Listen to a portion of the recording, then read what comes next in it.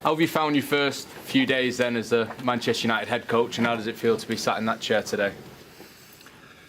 Very two different roles. Sat in this chair in front of you lot, it's very different to the role in coaching. Of it, yeah.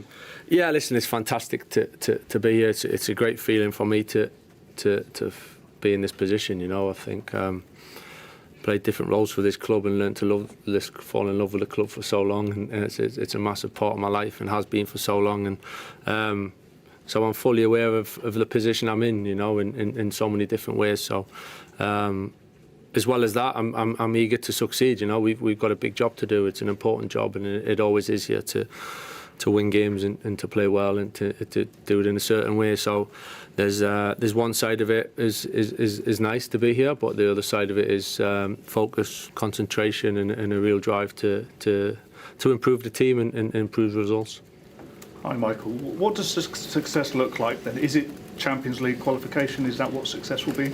Yeah, I think improvement. You know, I think certainly improvement and helping improve individuals. I think a big part of what I really enjoy is improving individuals, and in the end, I think if you improve the individuals, you know, we create a better team. So certainly working with the players and improving them with that, I think. And yeah, listen, results. You know, that's what it is. There's an element of performance, there's an element of improvement, and there's an element of doing what it takes to win in certain ways, in certain occasions. So certainly higher up the league we finish. We want to keep pushing and finishing high up as we possibly can, and we'll see where that takes us. Has there been any stated expectations from the leadership team? No, not in terms of. It has to be this way or that way. I think it's like I said. It's we want to be near the top of the league. We want to be top of the league. I mean, that's pretty obvious to say, but we got to take some small steps towards that. And European football obviously would be a step forward, and we got to keep pushing.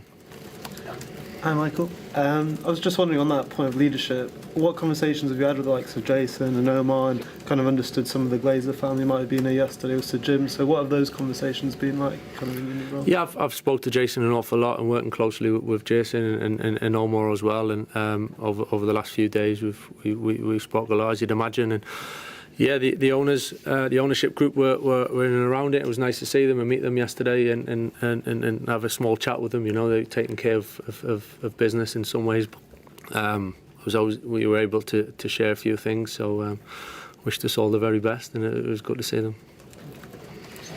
Michael, I was going to mention to you when Ruben Amorim left, one of the things that he said in his last press conference was mentioning about Gary Neville and the players, and clearly Roy Keane has immediately waded in.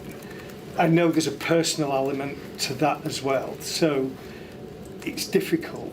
But in general, how do you feel about knowing that all these famous Manchester United people are going to put more pressure on you, basically? They're not putting more pressure on me.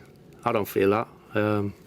You know, I think it's just part of it. You know, the role, I understand it. I understand there's plenty of opinions around, and some are positive, some are not so much. But I think in some ways, for me, in terms of you saying about putting pressure, for me, it's totally irrelevant in terms of me and how I go to work and what I focus on.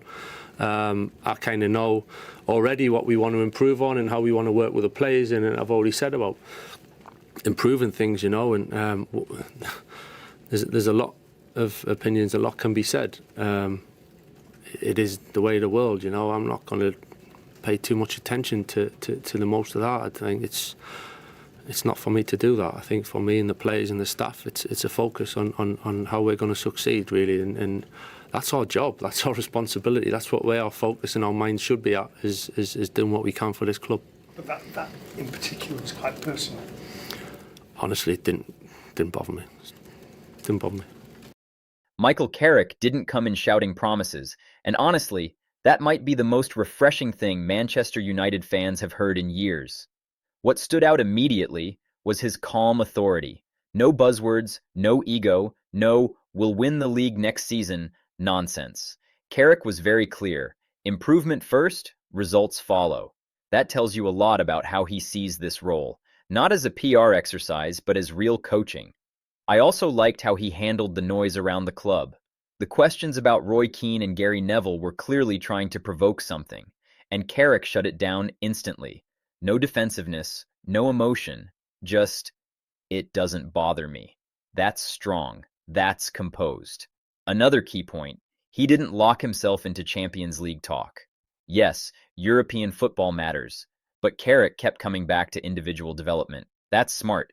United don't just need better results, they need better players week to week. Confidence, structure, identity. His relationship with the hierarchy also sounded stable. No tension, no coded language, just alignment. And after the chaos United have lived through, that alone feels like progress. This isn't a man trying to impress the media. This is someone who understands exactly how brutal this job is and isn't scared of it. Now the real test comes on the pitch. But from this first press conference, Michael Carrick looks calm, grounded, and quietly confident, which might be exactly what Manchester United need right now.